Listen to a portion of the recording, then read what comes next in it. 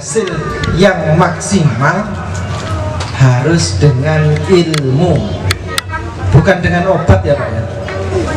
Tapi masalahnya ketika petani ada masalah di lahannya, contoh petani padi habis tanam dapat 15 hari 20 hari tanamannya ada yang tinggi, ada yang rendah, ada yang kerdil, ada kemudian kemana cari solusi Pak selama ini sebelum ada nanam baru?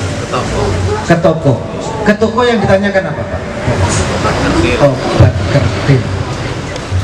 Apakah dia sakit? Enggak kok, dia nggak sakit. Itu masalahnya bukan obat, solusinya bukan obat, karena itu masalahnya adalah gizi buruk, kekurangan gizi. Kemudian Bapak tani bertanya, sudah saya kasih urea, sudah kasih Ponska, tapi kamu masih tetap aja. Semua masalah yang ada di padi, mulai dari kerdil, setelah kerdil muncul namanya itu garis kuning dari bawah ke atas, srit, kemudian berkembang melebar jadi kresek, jadi kering, itu Xanthomonas. Semua itu disebabkan oleh keasaman tanah, tanahnya asam sekali. Kalau sudah kondisi tanahnya asam, mau diberikan pupuk yang paling mahal sekalipun nggak akan pernah selesai. Mau diberikan obat fungisida atau racun yang paling mahal sekalipun nggak akan pernah selesai. Untuk memperbaiki struktur tanah, salah satu komponen yang dibutuhkan adalah kapur. Manfaatnya kapur adalah untuk menetralisir keasaman tanah. Kenapa ada soil improvement? Soil improvement itu artinya pembenah tanah. Tujuannya apa? Tujuannya untuk memperbaiki tanah. Di sini kandungannya adalah makanan bagi mikroba yang ada di lahan-lahan kita.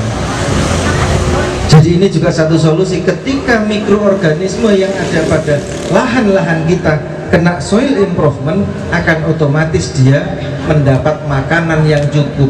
Ketika mikroorganisme dapat makanan yang cukup, dia akan berkembang biak dengan cepat, sehingga proses penggemburan tanah dan penyuburan tanahnya pun akan berjalan secara cepat.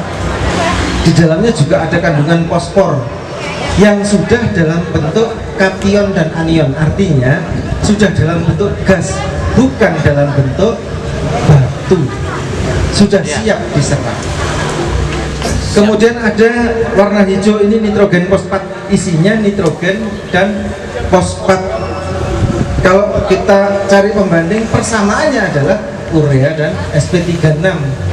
Cuman ini padatannya sangat pekat sekali, sehingga satu botol ini sudah setara dengan 1 kuintal urea dan 1 kuintal sp36. Jadi kalau jenengan pakai urea 1 kuintal, itu sebenarnya yang diserap oleh tanaman maksimal cuma 15 kilo. Selebihnya kembali ke udara. Lah, masalahnya pada urea itu ada amonia. Nitrogen itu kan udara nih. Bapak kalau tahu di pom bensin ada isi ban motor itu pakai nitrogen kan? Udara. Apakah nitrogen yang dibutuhkan tanaman juga udara? Sama, bentuknya gas, cuman sudah digranulasi dengan media yang namanya amonia. Amonia ini panas, makanya yang pernah bertani cabai, yang pernah bertani kacang, ketika kacangnya disiram dengan urea secara langsung, tiba-tiba daunnya kuning. Yang biru ini isinya mikro, hara mikro. Hara mikro itu di sini ada zinc, kemudian ada boron, kemudian ada ferro atau besi, kemudian ada hormon. Hormon itu adalah untuk memacu pertumbuhannya. Kemudian nitrogen dan fosfat mengisi selnya. Selanjutnya yang warna ungu ini adalah kalium fosfat. Sudah bukan dalam bentuk K2O. Bapak kalau beli NPK di toko itu tulisannya kan N sama dengan sekian, P sama dengan sekian. kemudian K2O sama dengan sekian. K2O itu juga masih dalam satuan yang belum terurai. Kalau kalium yang ada pada Hanamaru ini satuannya sudah terurai, padat sekali di dalam.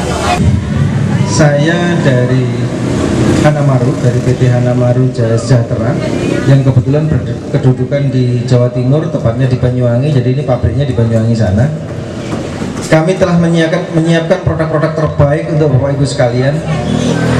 Dimulai dari pupuk Hanamaru ini, kemudian dilanjutkan ada pengendali hama dan penyakit Hanamaru juga, dan insya Allah disusul oleh benih Hanamaru yang sudah ada di tangan Bapak-Bapak sekalian.